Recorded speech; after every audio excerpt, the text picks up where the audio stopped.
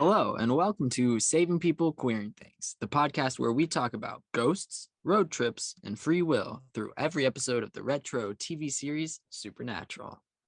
Today, we are going to be exploring Season 3, Episode 12, Just in Bello, through the theme of betrayal. I am Elayna, and today my question for my co-host is, what is your favorite line from this episode? I'll go first, I guess. Mine is actually, it's a twofold reason that it's my favorite, because the first reason is that it's just badass in its delivery, and it's we open the doors, we let them all in. But the second reason it's my favorite is because of the blooper reel, in which point Jensen just goes, and then we fight like men in tights. And I think of that every time I watch the episode. And it should ruin that really badass line, but it doesn't. It just makes it funnier and like better. That's my favorite. It's because it's still in character, kind of. Because Dean would say that. He would ruin that moment entirely. Absolutely. Only way to do it. Well, I'm Noah, and my favorite line from this episode is early on when Dean says, "You kinky son of a bitch, we don't swing that way." Yeah. Oh, and it just, it's more subliminal Dean flirting, and it's beautiful. Your brain went there, Dean, all on its own. Of course, he made that jump. Yeah. This is probably going to be an entire dissertation on Dean's bisexuality because of the chemistry with Henriksen. We're gonna live well up to our name today. Yeah. This episode and next episode, listeners, you are in for like a gay double feature, and I'm so thrilled. Gayer than usual. My favorite sentence. I'm Abigail. And my favorite line, the one that always makes me laugh a lot every time I see this episode, is nobody kill any virgins. Yeah, that's it's a very well delivered line. Honestly, and it just comes, it's this whole like rising action of Dean realizing with Nancy and them having this whole conversation, and then him coming full circle and being like, well, yeah, nobody kill any virgins. Don't do it. It's our number one priority right Bottom now. line is we on this podcast don't endorse killing virgins, along with Dean Winchester. That's a wonderful time for our 30-second recap, where we bring you up to speed on the road so far. So I believe it is Noah who is going to give us our season 3 recap today. Of course. The first 11 episodes all summed up in 30 seconds. No biggie. It's totally fine. You got this. We have faith in you. You ready? I'm ready. Okay. 3, 2, 1, go. Okay, so far in the season, Sam and Dean have been hunting down all the demons that they let out of hell, in the last season. They are doing a great job finding out more about the deal that Dean has made with the demon, as well as finding out more about how they feel about it with each other. They run into Gordon again and then viciously mistreat him so badly. Gordon is the best. And then they move on, and Bobby falls into a coma. They go to the mystery spot, and Sam goes 6 months without like Dean, and then comes back and is perfect. And okay. It's fine. you got the like big beats. And 6 months really messes me up. Yeah. Mystery Spot is one of those like comfort episodes that's painful and shouldn't be comforting, but is. Yeah. Last week when we talked about Mystery Spot with Jamie and Beth, that came up a lot. How like that episode is so much about, like, it's funny, it's framed as funny, but like when you think about it from Sam's perspective at all, it's a really dark episode about Sam slowly like. Does his like descent into madness, basically? Yeah. Like Sam slowly showing how unhinged he becomes without Dean around, which, not concerning at all for the future. No, not a sign of foreboding for seasons worth of angst in the slightest. And we have taught, the like in the show, it's always like implied that Dean is really the one that would struggle if he loses his family, but like Sam's proving that to be mutual. Yes, very much so. After that wonderful season recap from Noah, we are at our episode recap. And Elayna, are you ready? 3, 2, 1, go. Okay, so the episode starts really like interestingly with them going to like catch up with Bella because she stole the thing from them and they're really upset about it. And so then she's like, LOL, just kidding. There's police that are going to take you away. And so they end up dealing with Henriksen and it's all very, very homoerotic for unnecessary reasons as they try to figure out how to stop these demons from destroying everyone in this very small town thing. And Nancy is adorable and she deserved better, and so did Henriksen, and it sucks, but they all end up dying in the end, even though they try to save them. The end. Thorough. Damn. Thorough. Nicely done. I tried. It got a little off the rails at the end there, but No, it worked. It No, worked. it was I did my best. very good.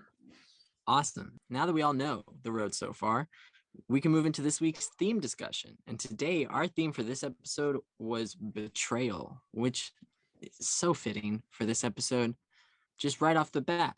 I mean, it starts with the significant betrayal of the brothers.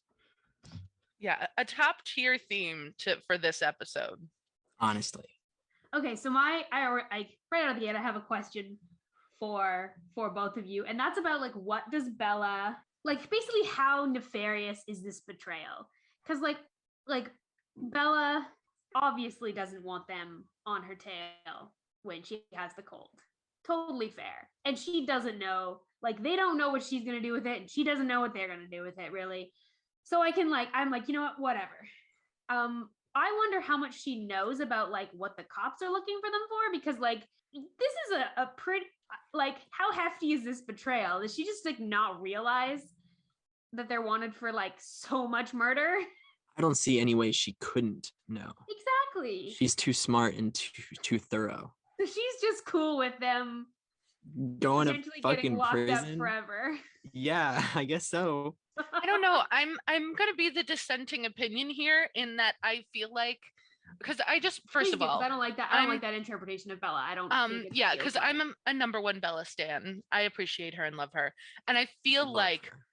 she probably did it knowing that this is the Winchesters. They're gonna find a way out of it. She just doesn't know what that way is gonna be, and that's the part where she doesn't really care or give a shit. She's just like, I'm setting them up because I need a getaway, and calling the cops is going to be a convenient way for me to make sure that they are quite occupied, as she puts it. But I think that she knows they're going to find a way to weasel out of it, but I don't think she realizes the gravity of the situation that she just put them in. Right. Maybe doesn't realize how. Like, I'm Henriksen sure is she knows that actually they're prepared wanted, this but I time. don't know if she knows the extent. Well, and if she knows that they've gotten either she doesn't know they've gotten out before, and so she just thinks they will and doesn't realize like how prepared Henriksen actually is this time, or she knows they've gotten out before and is like, well, they've Houdini'd their way out before, like. Yeah, like if they can break out of, a federal prison in season 2, what's this, dinky little jail in Nowheresville, America gonna do to hold them, Yeah, maybe Yeah. she thought they'd have some time before the FBI actually showed up. Yeah, they've got like 3.5 officers that work there. Like, clearly, as Henriksen makes very clear at the beginning. Yeah. Oh my yeah, god. Henriksen is a little shady to them, and Okay. I don't appreciate it, but No, but let's get some appreciation for Henriksen in general, coming back for the first time since season 219 with Folsom Prison. Yeah. Mhm. That's like the last time he's ever mentioned, and they just dropped him for 16 episodes or something. Yeah. yeah, just and then popped him in here for just a hell of a one-off. Yeah, it hurt a little bit, but yeah. he's It been hurt doing a so. lot of bit. Henriksen is one of those characters that I wish we had gotten more time with. Like the Absolutely. FBI storyline is so understated in seasons 2 and 3. Mm-hmm. Like you said, Noah, like we haven't seen Henriksen for so many episodes, and so much like time has passed as well. So much other shit's gone on. So much has gone on, and they've had bigger priorities. And obviously, like I appreciate that they try and give us some context for that, where they go like Henriksen has been looking for you the entire time. Mhm. He's been looking for the Winchesters, but I wish we had more appearances because he's such a presence, and I love his arc in this episode, which maybe is going to be a tie-in to like our second kind of point on Betrayal. Because Henriksen kind of finds out that his whole perception of the world was wrong, and that the people that he thought were the bad guys actually are the ones trying to save the world. Like the world sort of betrays his idea of reality, and then he also feels like he's betrayed, himself, in the fact that like he says to Dean, I've basically wasted my life like hunting a few guys who weren't even always the bad guys to save a few people, and like there was all this thing that I didn't even know about. Like I'm sensing both he feels betrayed by reality, and also he feels betrayed by his own choices. Because he wouldn't have made those choices if he had known. Yeah, exactly. Truth.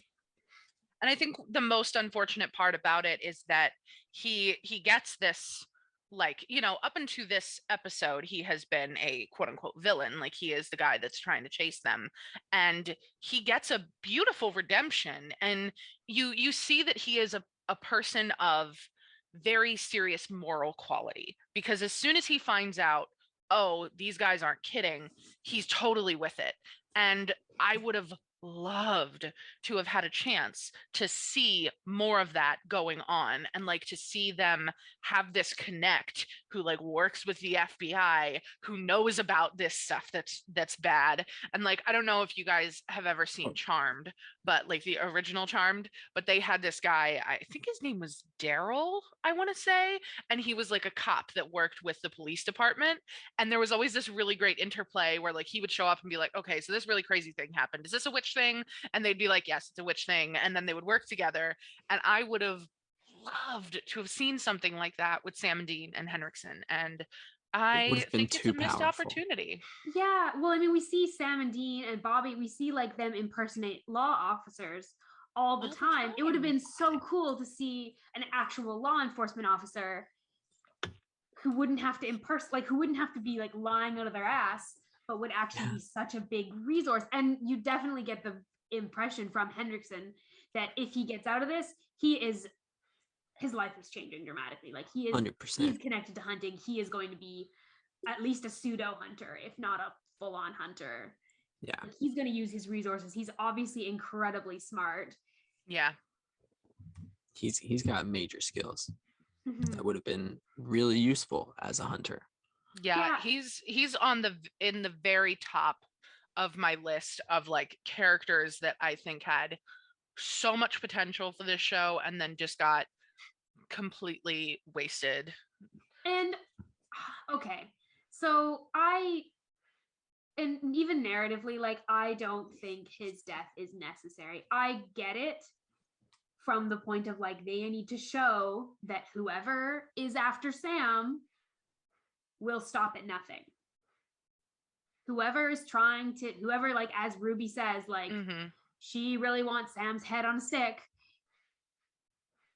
Even if that's like true, I wish that I think we could have had Henriksen get out, Yeah. And I like it's just such a waste of a character that could have done so much more. Yeah, and I agree with you, because I mean, as much as I don't want anything to happen to any of those people that worked in that station, like it would have been, I think, more fitting for the narrative had like Henriksen, finished his work and left, and then it was just like Nancy and the other, cop that worked there, and like, that would have still been impactful, I think, and like done what they wanted narratively without robbing us of a character who was just so good. And then just having it be, his face shows up on the news is like, oh, yep, he's dead. Like, and I hate it when Supernatural does that. And it's another Black character, which doesn't go unnoticed. Another one getting a really violent, sudden death for narrative purposes. Like, not very long after we had Gordon experience the same fate. Yeah. Well, like, Supernatural does not have a good track record of that. Yeah. And that's just like a shame. Moving on for that, where are some other places y'all saw Betrayal? Well, one thing that I think was really important is the fact that this is kind of like a betrayal that is more subtle because it's not like they actually did betray anybody, but I feel like the boys feel like they betrayed everyone. Like, they thought that they saved the day on this one, and I don't think that that gets really talked about like a lot in terms of Supernatural. Like there are a lot of cases that they go through where they just point blank don't win, and it impacts them so much, and it makes them care so much about every single mission that they have.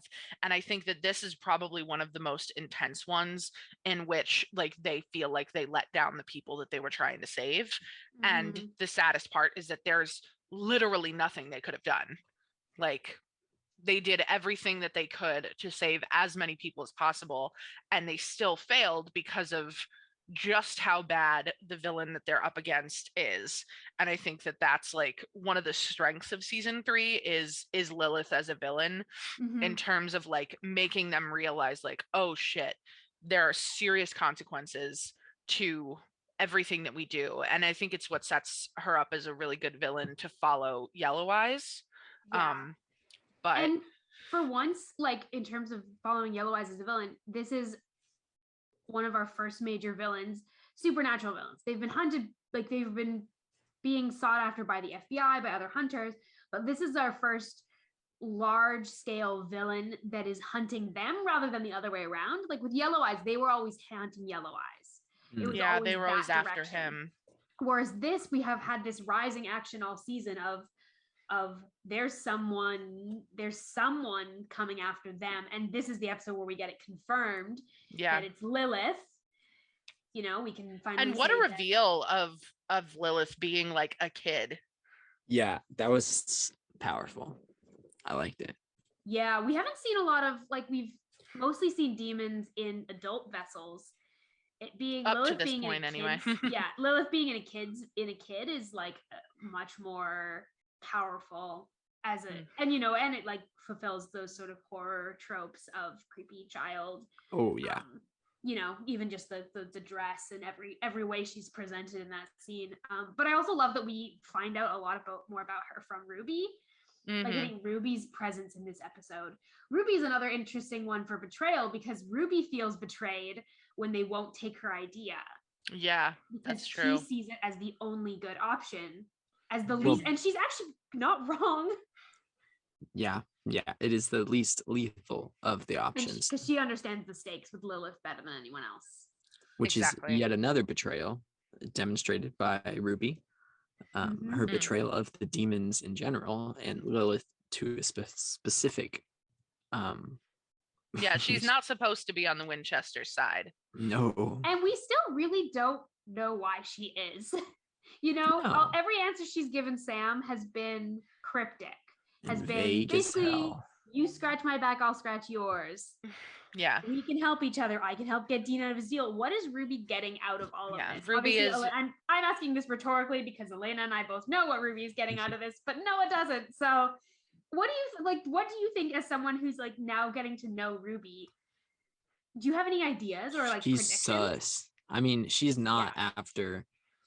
I mean, anything that the boys really want, because every time she's used something to dangle in front of them, she's ended up walking it back and being like, yeah, I can't actually do that. Like I'll get Dean out of his deal. There's no way out of that. I'll help you guys fight this demon. Oh, she kicked my ass. Like, okay. That's true. She's already proven herself wildly unreliable. Yeah. So I love her character. She's doing great. And she's very successful in most of her endeavors with the boys, but I don't trust her in the slightest. Yeah, that's fair. I'm excited to see your continued thoughts as we see more of Ruby. And I appreciate that we get her in this episode almost as a fake out plot wise, because she comes in, goes, this is how we can stop Lilith. And they go, hell no. Well, Dean goes, hell no. And then she's like, okay, bye. Deuces. Yeah. Like, peace. She really does. She just I'm not gonna watch you die. Just like deuces. It'll be interesting to see her next episode. see what more of her plan gets revealed. I'm excited to watch that arc, Noah. That's got to be honest. It's one of my favorite things about this podcast is watching Noah get to experience this show that I am way too steeped in. With fresh eyes. Mm-hmm. Makes me think of another betrayal because Sam's reaction to Ruby, like the difference between Sam and Dean's relationship with Ruby at this point. Oh, yeah, very like different. There, the fact that Sam has a relationship at all with Ruby, that there's any level of trust there, I think that in itself feels like a betrayal to Dean.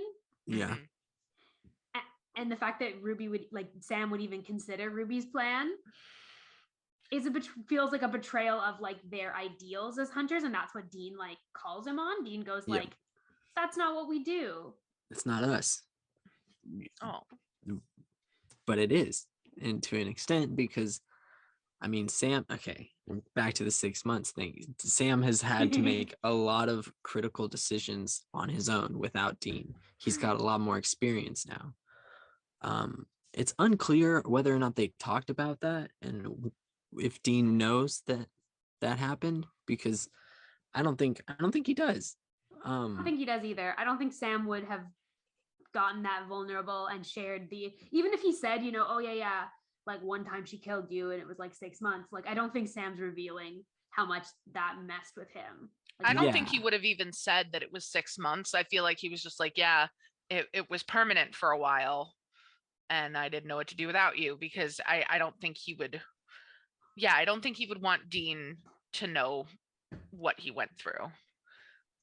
So Sam's a little different and Dean's not quite sure. Well, at this point, he probably just thinks that that's even more cause for concern about, devil's blood in his bones, Sam. So. Right.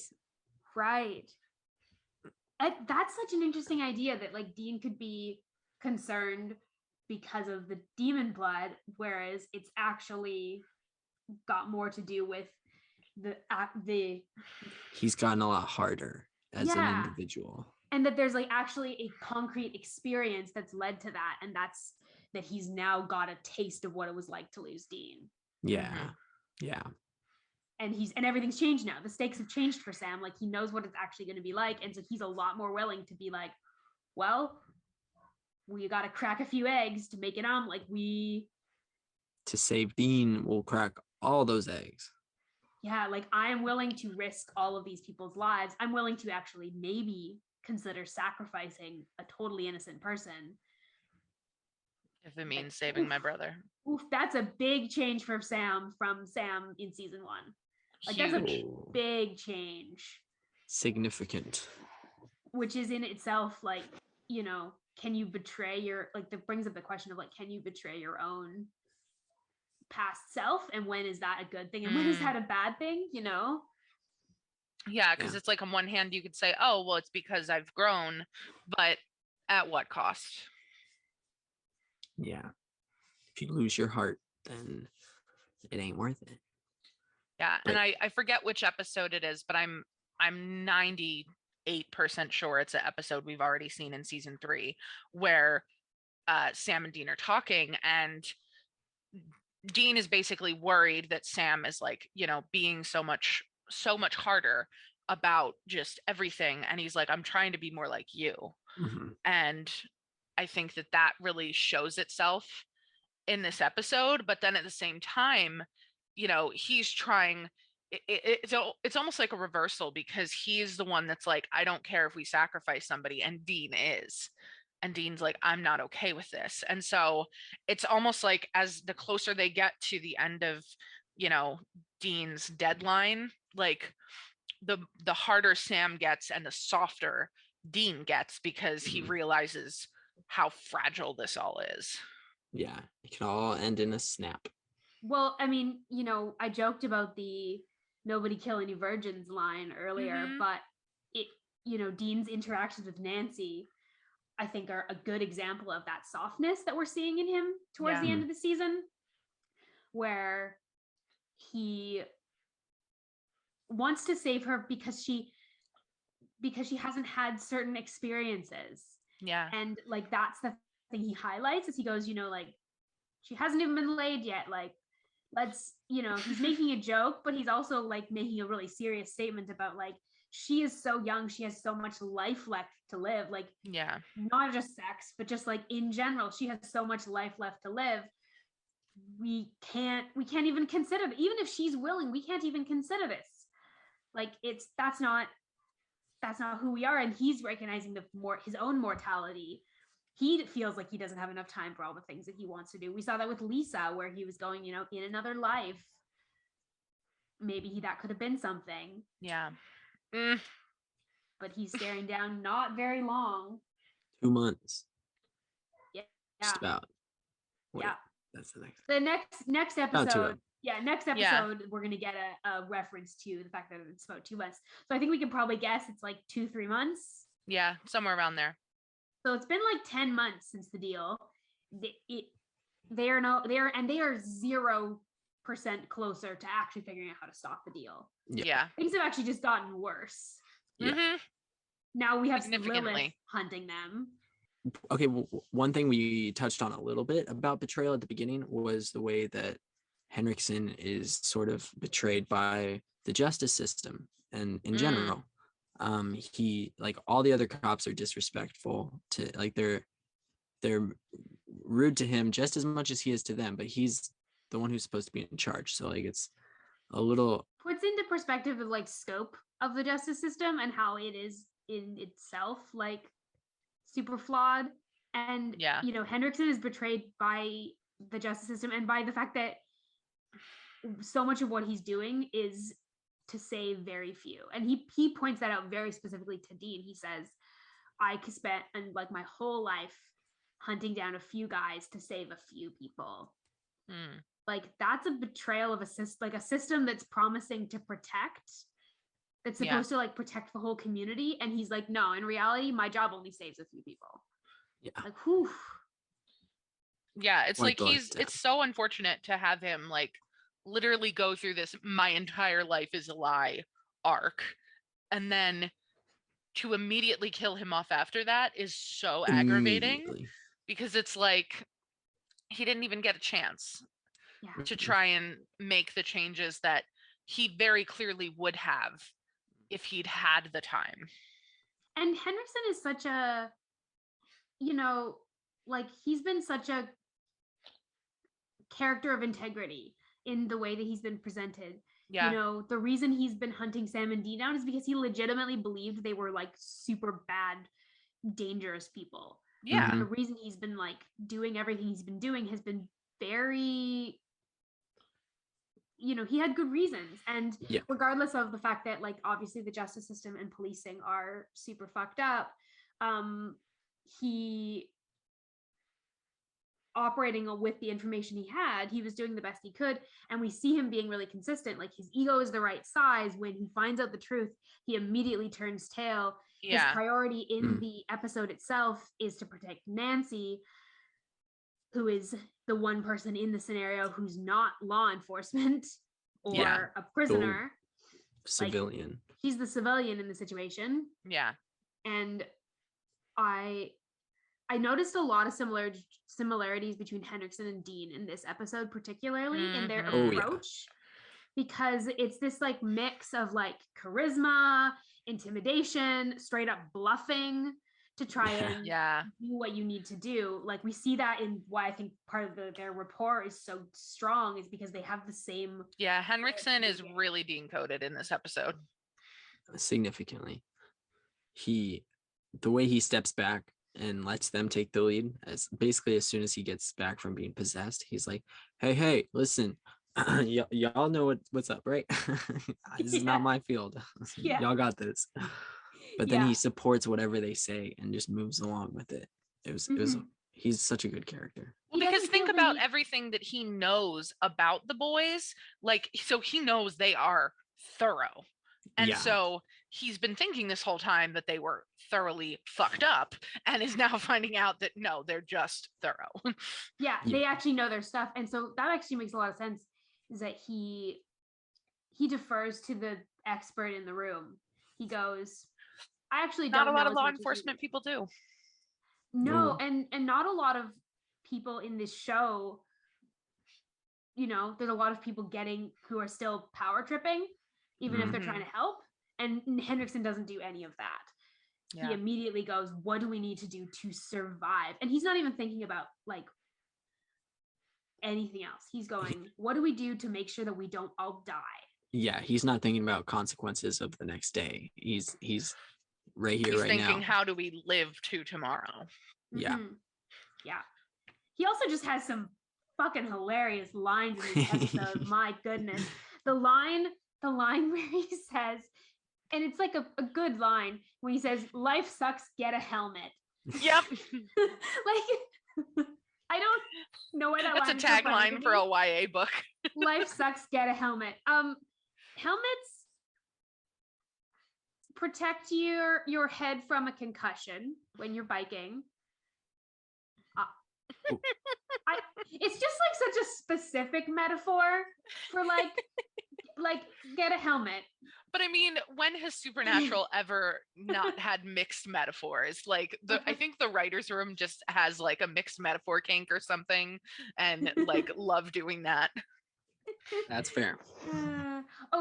Another betrayal note that I wanted to make to kind of connect Sam and Henriksen is they are both characters that have been possessed, and like possession is a betrayal of like your body's defense system. Yeah, absolutely. It's a little terrifying.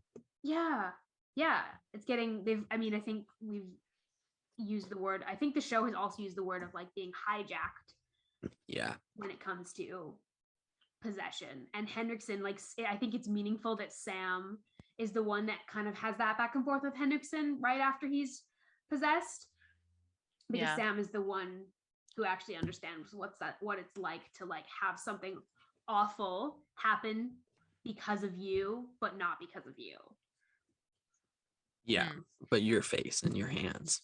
One other thing I wanted to talk a little bit about that's not specifically related to betrayal, but is connected to the Winchesters kind of in general, is the scene where Victor taunts them about John, where he says, your daddy brainwashed you and probably touched you in the bad place too. And I wanted to get your thoughts on how they both react to it, because Sam and Dean both have a very strong reaction to those two phrases. And honestly, only one of those is incorrect.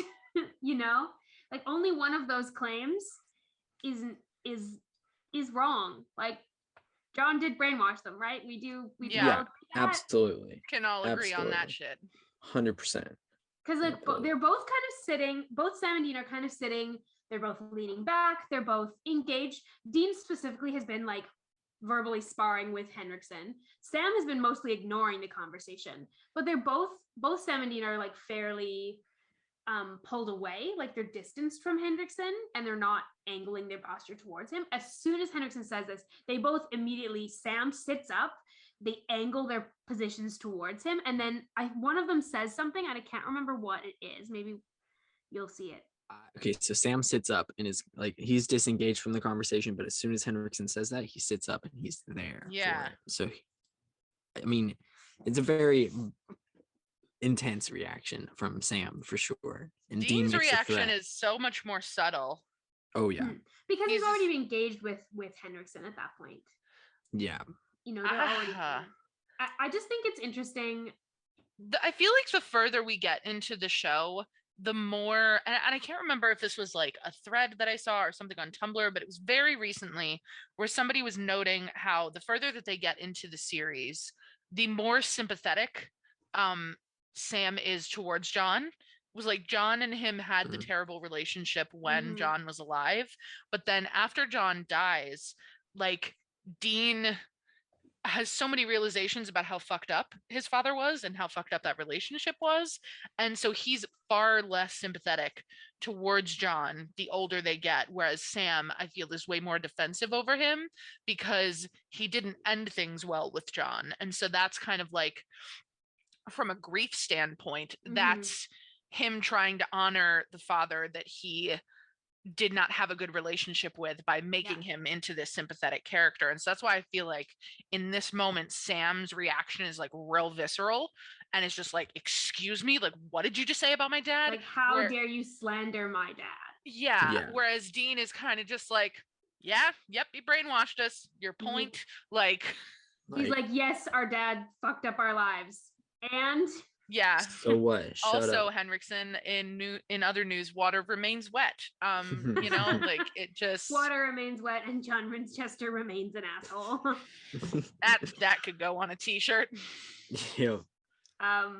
Well, if nobody else has any other notes about Betrayal, let's move on to our Going Meta section, where we are tracking lore, the Bechdel test, pop culture, and more. Well, why don't we just start with the Bechdel test? We do not pass. Because one female character cannot pass the Bechdel test.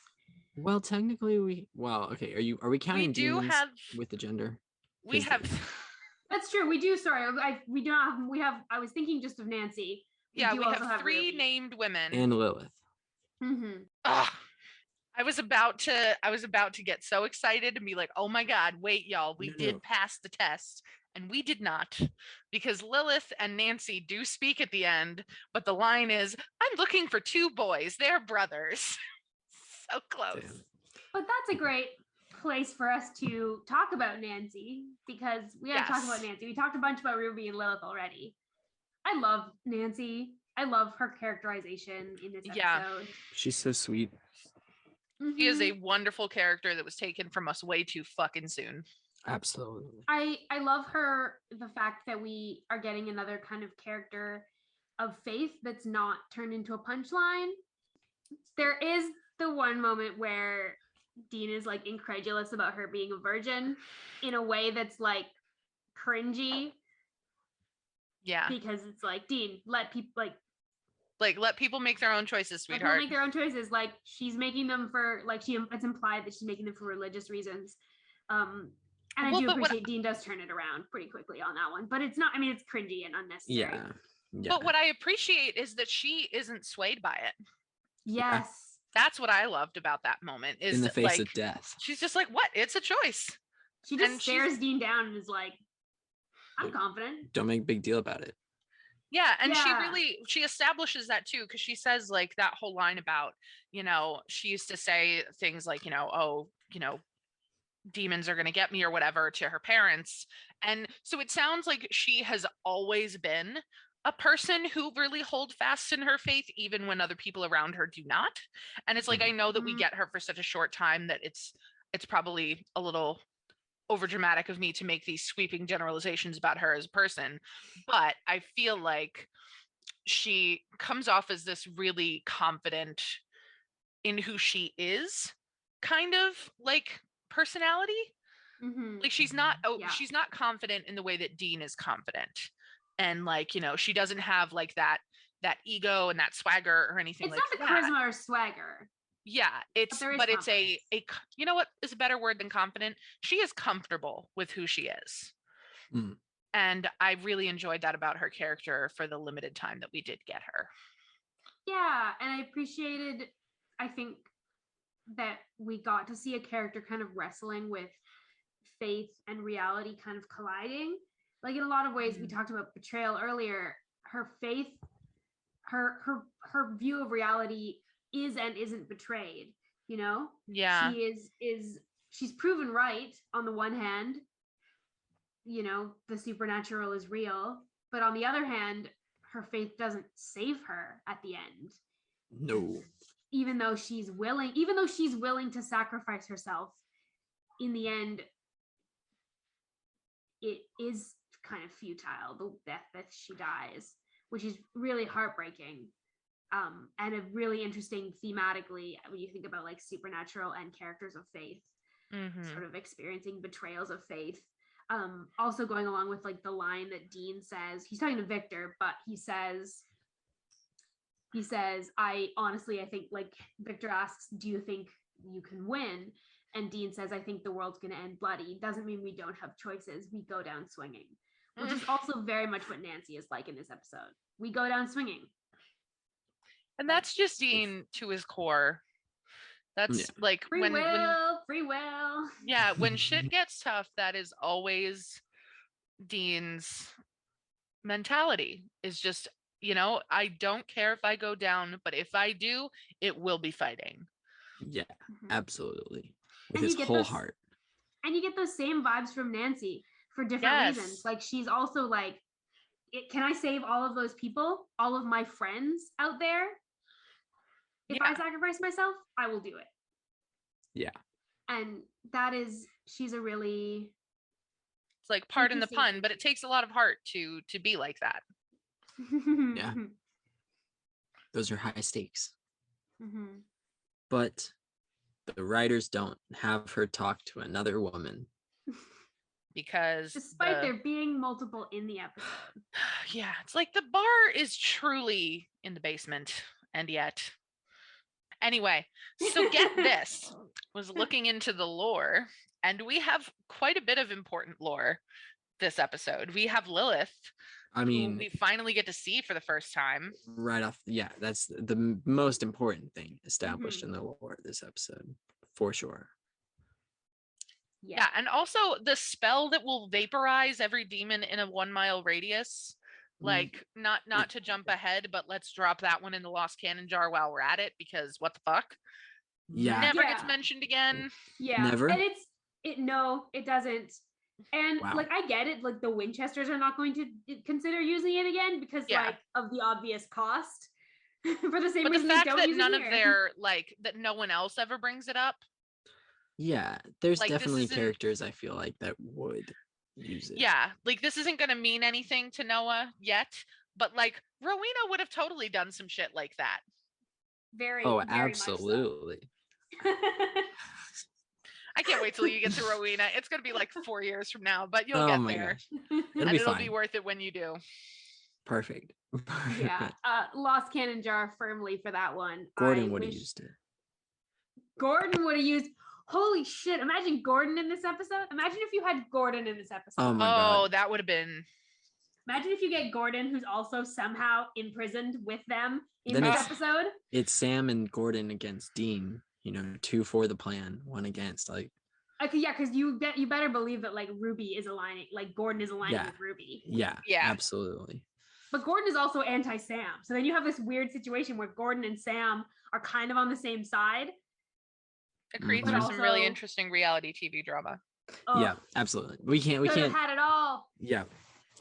We can't talk about Gordon too much because I'm mad. Sorry. As you should be.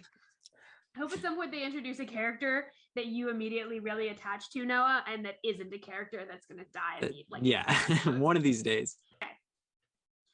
I want to know why one of the proposed plans wasn't put an exorcism on the PA system, lure all the demons in, trap them, and exorcise them all. I want to know why that wasn't an option. Yeah. Why they went with ripping out a virgin's heart first. Yeah, I also want to know why they don't use recordings of exorcisms more. And so I'm specifically thinking of like the fact that they should carry a tape recorder for these situations. So I'm imagining like those little portable tape recorders from the 90s that were like play school and plastic, and you could like, and they had a little microphone, so you could know exactly what you're talking about.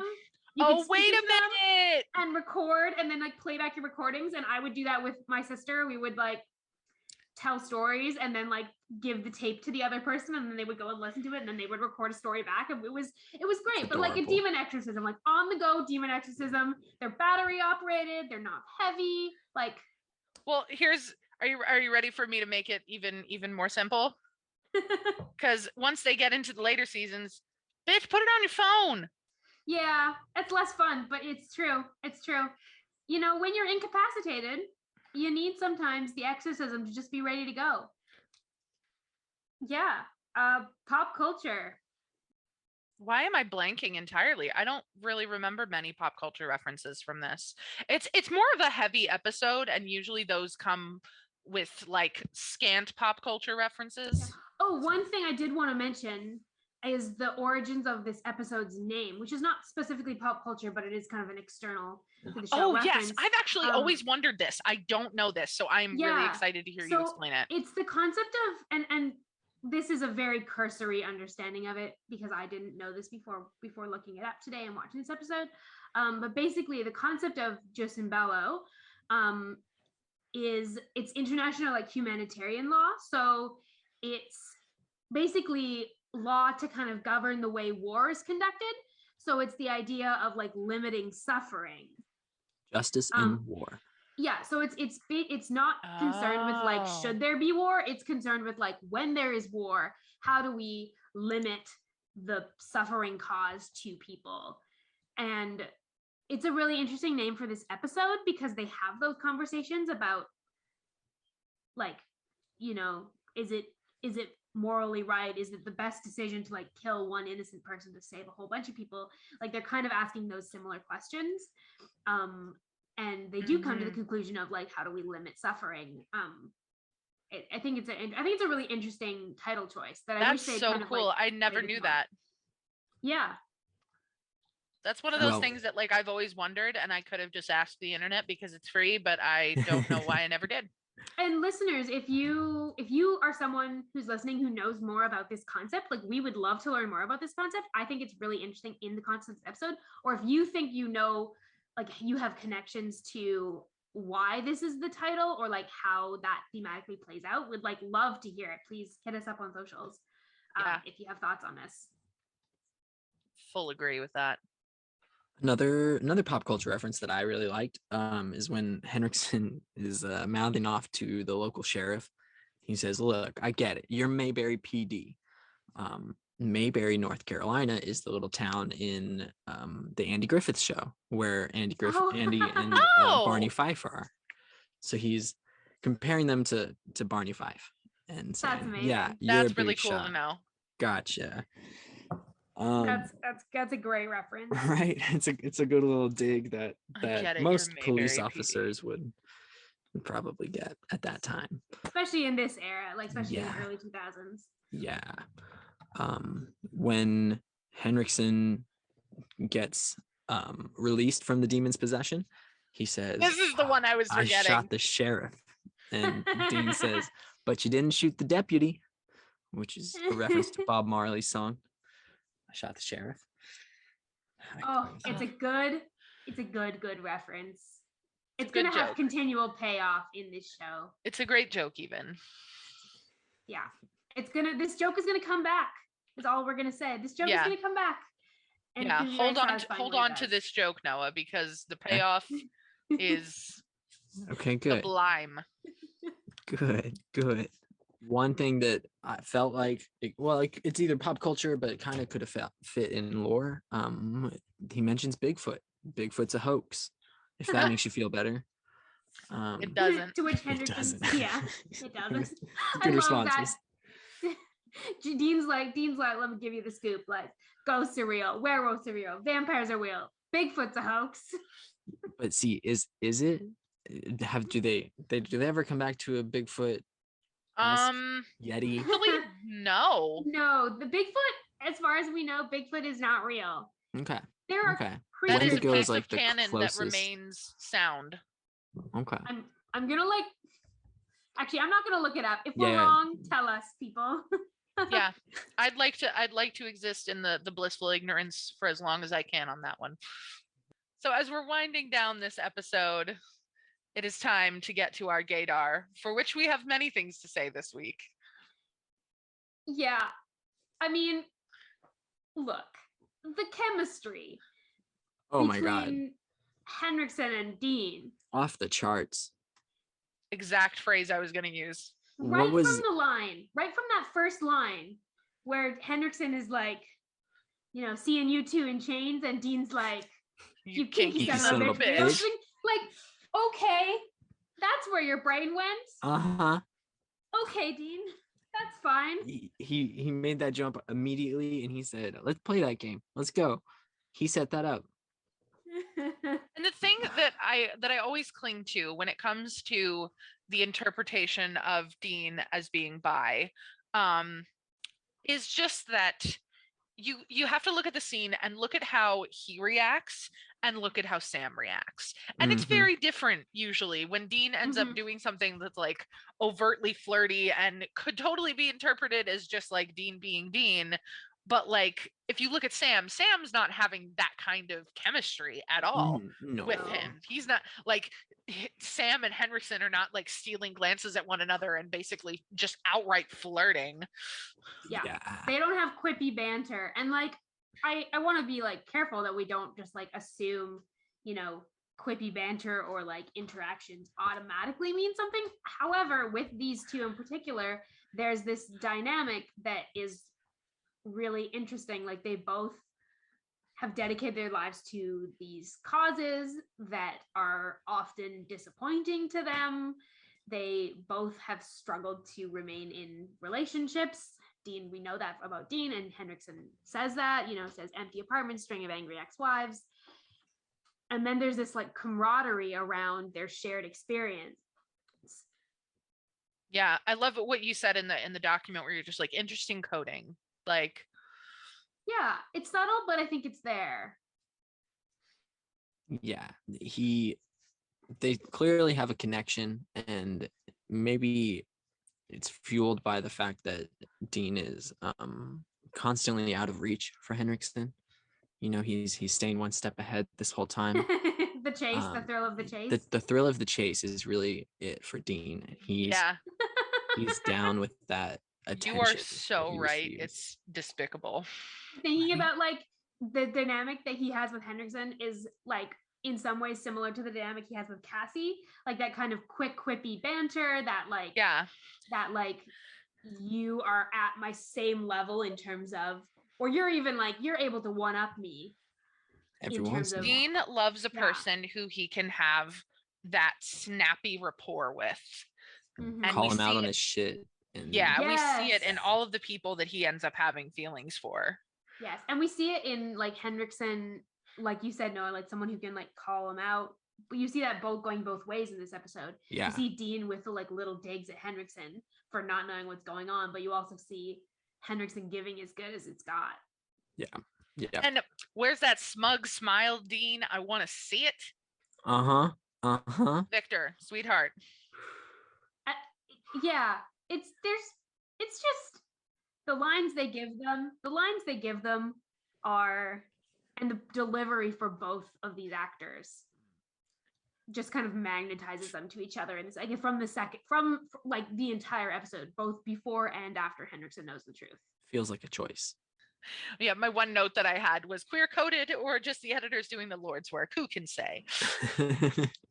I mean, I'll give it to a combination of the writing, the editing, and the acting here.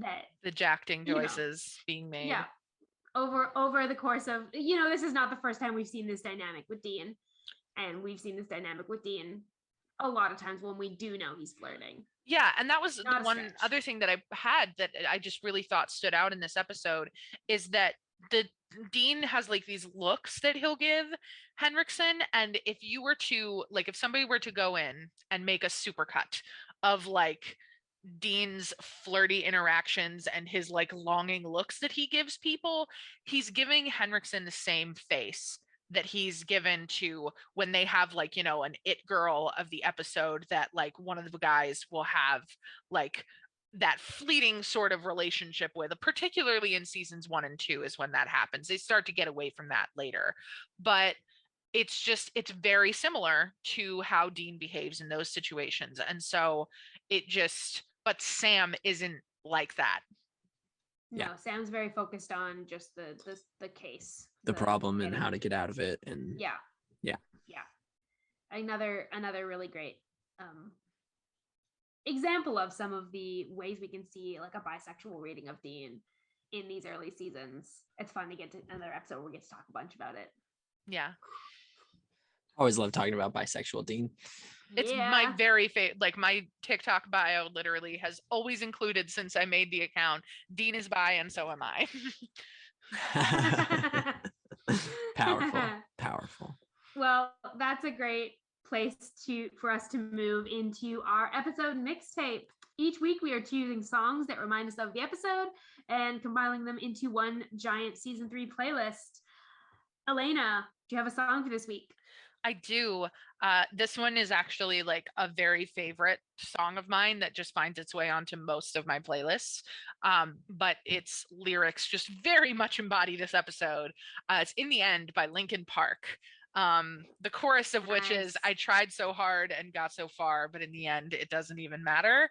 And that's this episode to me. Like, and it's also, it matches in tone as well. Like it's a song that's got this very dark, powerful sound. And so I think it fit way too well. And so I was happy for the opportunity to plug it in here. Hell yeah. It fits really well, honestly. Noah. What do you got? I've got Playing with Fire by Oliver Tree. It's a it's a funny one. That is a great song, but the chorus is a little bit out there. But it fits with this episode and how Dean is sort of living on the edge, and he's messing around with Henriksen, even though Henriksen holds the keys to their, significant downfall potentially. Yeah. but he's really playing with fire on that interaction. Love it. That sounds really good. Love it. I'm going with You Know It Ends Well by Penny and Sparrow, which is a song with very few lyrics, except this sort of repeated line of You Know It Ends Well. But with the tone of the song, the way you're meant to feel is that it doesn't. And that is sort of where this episode leaves you at the end. It's an episode that climaxes in, oh, we've won, only to immediately drop you into psych. Yeah. I think that's why it's remained one of my favorite episodes, because it's so well done. It's plotted incredibly well. Yeah. It's the Empire Strikes Back. Is marvelous. Yes. This back half of season 3 is giving us some really good, some really well-written episodes. I think the front half of season 3 has some weaker moments, and the middle the closer you get to figuring out the conclusion of Dean's deal, and it culminates in what I feel is in my top 3 of the season finales. Top 3. Yeah, we're almost there. Yeah. Out of 15, it's in top 3, Noah. So that's what you have to look forward to in a couple weeks. Fantastic. I can't wait. Well, as we hurtle closer to that ending, let's move into our blessings for this week. Is there anyone in particular that you would like to bless? So my blessing for this week goes to Nancy for very obvious reasons. She is a character that, like I said, in our discussion when we were talking about Bechdel stuff, she just has this very subtle confidence and comfortability with who she is. And it breaks my heart that she was a character that had those qualities and then ended the way it did for her. So many of the things that, when Dean is trying to say that he wants to keep her alive and that he doesn't want her to have to sacrifice things and give up the rest of her life, I think that she feels that, and she knows that if she sacrifices herself, she could miss out on that, but she's willing to make that sacrifice. And the fact that she then doesn't need to and ends up dying anyway is, I think, just makes her one of the more gut-wrenching deaths of season 3, in my personal opinion. So a blessing for Nancy. Powerful. Really good. I'm going to bless kind of a combo. I want to bless Sam and kind of also Ruby in the same breath.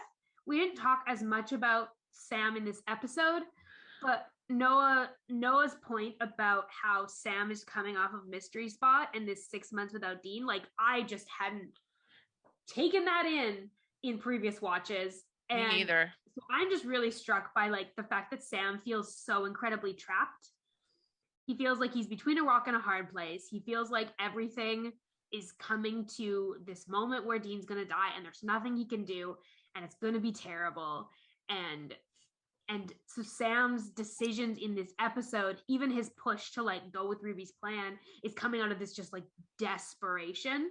And I think just a blessing for him in that desperation, because like we love Sam. We know he is trying his best, and we know he has a really like soft heart, you know, a lot of the time. We've seen that in season 1, particularly. Like we saw Sam being often the character who was calling on Dean to like see people's humanity and to protect people and to work for, you know, the least collateral damage. And we're seeing some more hardness in Sam recently because of his like trauma and fear. And so I think I just have some sympathy for that and want to bless him for that.